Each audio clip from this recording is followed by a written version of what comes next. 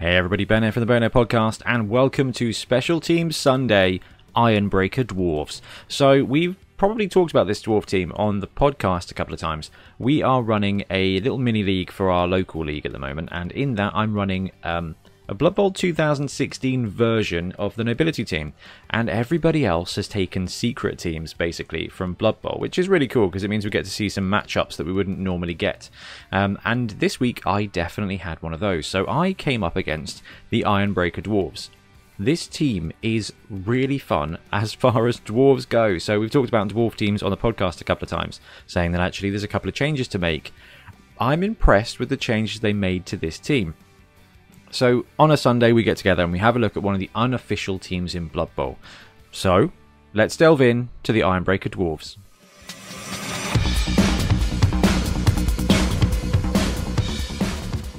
So the whole deal with the Ironbreaker Dwarves, or the Karak Azul team, is that they are a armor boosted, movement busted dwarf team with a big guy. Okay, so it's really it's not a massive departure from the standard dwarf roster. But what it does do is it creates a really individual play experience. So let's have a look at the roster itself. So you get 0 to 16 linemen, okay, 60k, so cheaper than dwarves, movement 3, strength 3, edge 2, and armor 10. These are 2016 rules on Fumble. They are working on the 2020 versions of the Fumble Secret League teams.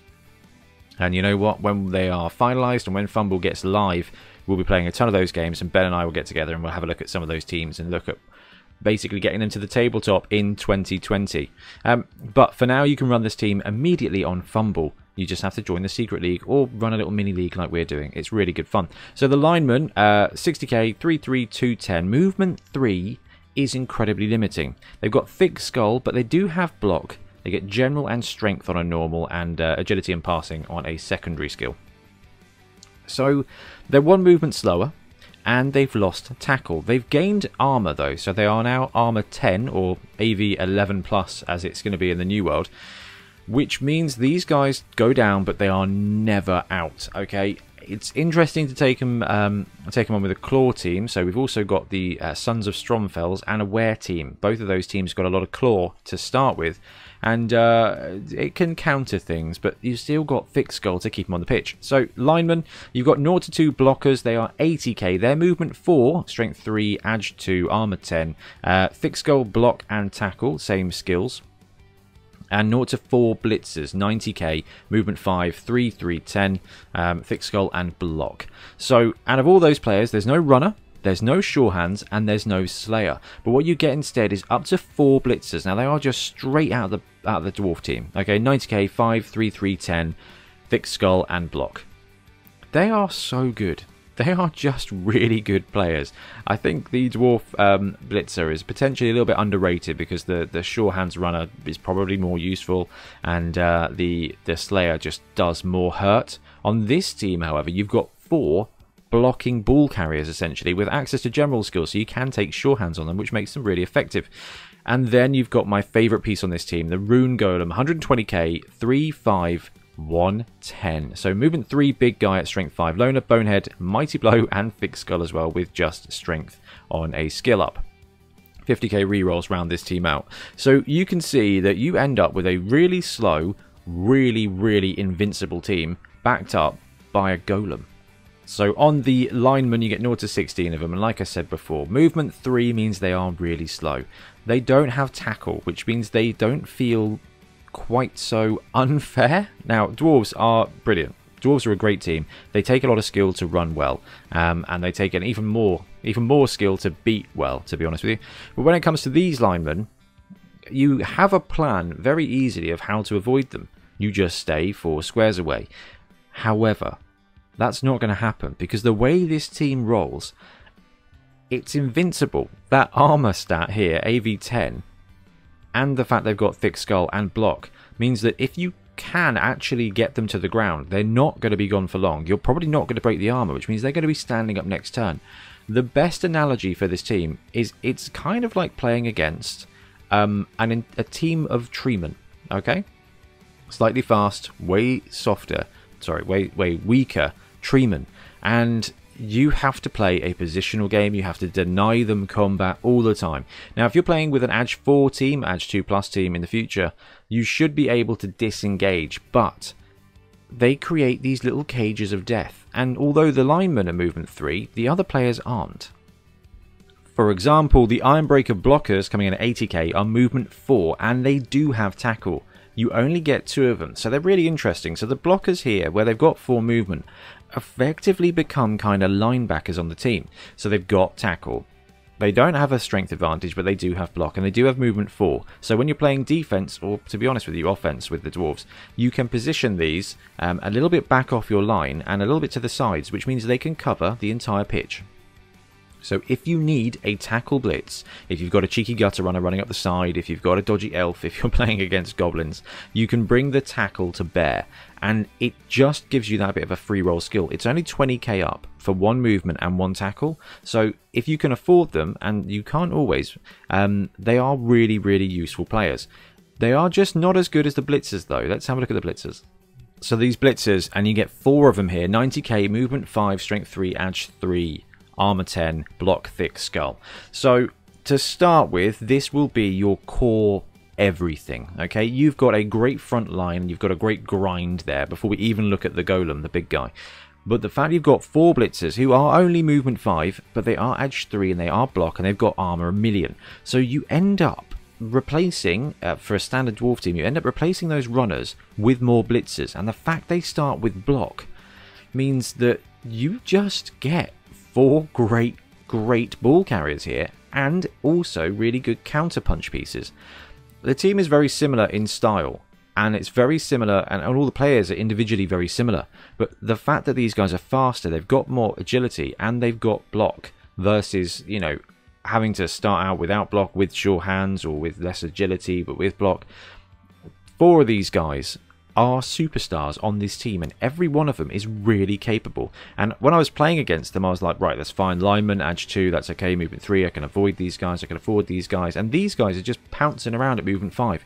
And because you can never remove an Ironbreaker from the ground, sorry, just from the pitch at all, you end up gumming up the board. And if you're playing against Ironbreakers, or you're playing with them, that envelope will fall, and you cannot remove players. Basically, most of the time you're just going to be stuck with bodies on the ground if you've knocked them down. If not, they are just going to be stood there. And that movement 5 is massive when there are enough players to pen in your opponent.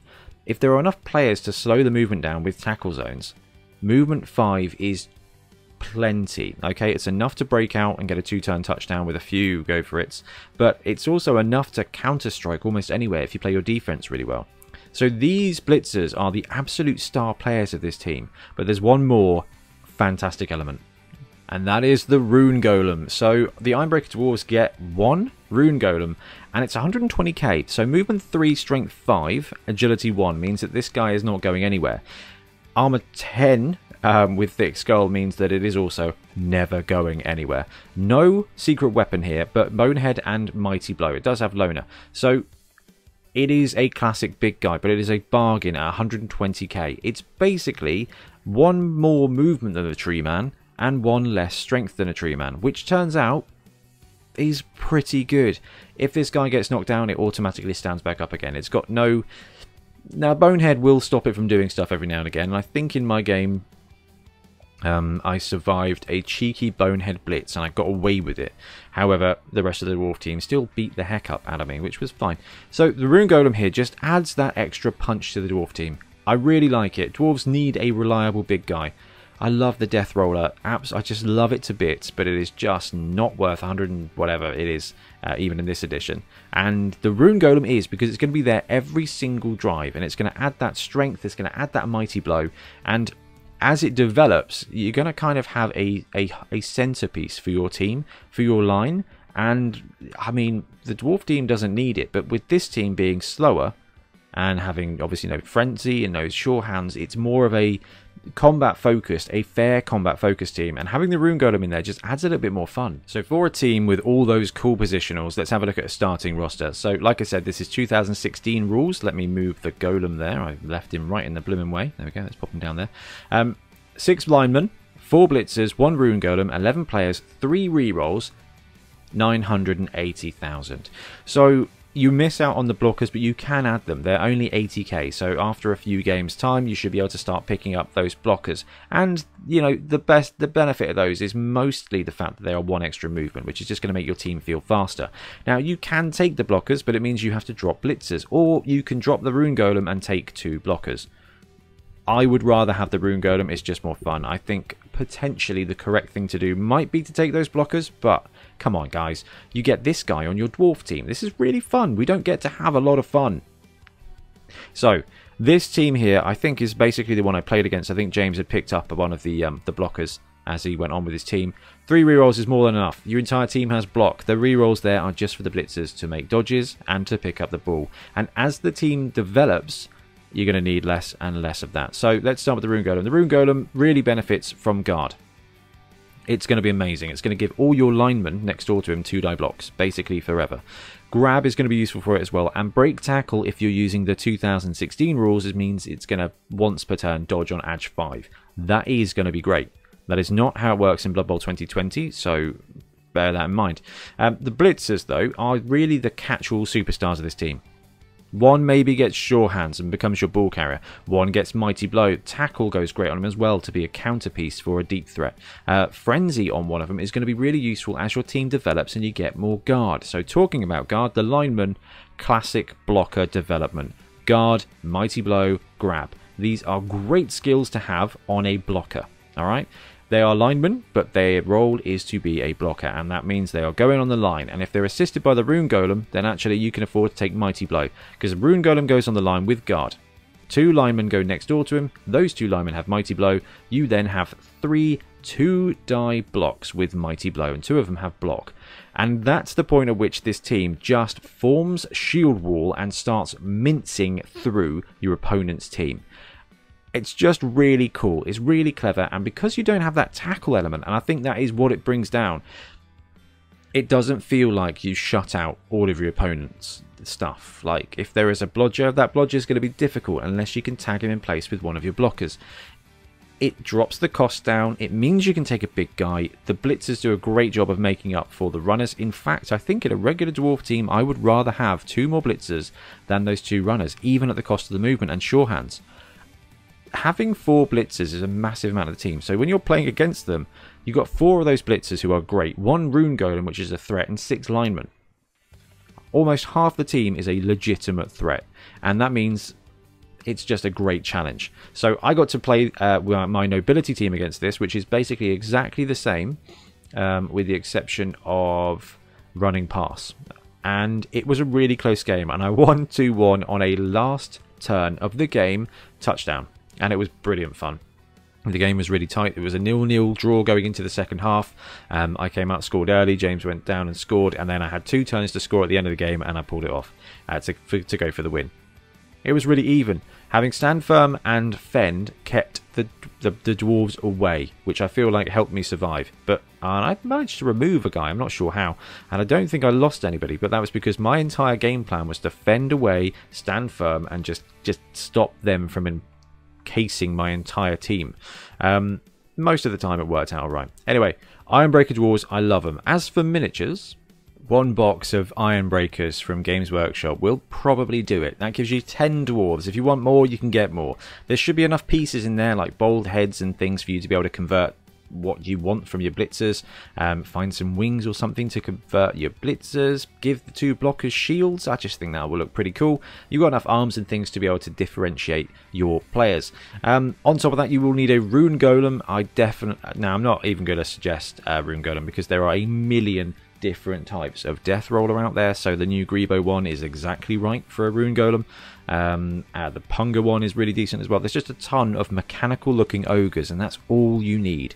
So big guy wise, you can absolutely go crazy. But to get Ironbreakers onto the pitch, just grab a box of the Games Workshop ones. You can get them on eBay for like £20, I think, and then you just build a team, and you just have a really cool team that plays very differently than standard dwarves. Gives you a really tough challenge as a coach, because you've got to counter that movement. And I think that's something that we can take away from all of these special teams, is that every one of them has got something you can learn about Blood Bowl. So if you want to play with the Ironbreakers, what it's going to teach you is how to position with a slow team, and therefore how to beat a slow team by forcing their positioning. But on the other hand, you still get a Rune Golem to play with, and everybody loves big guys.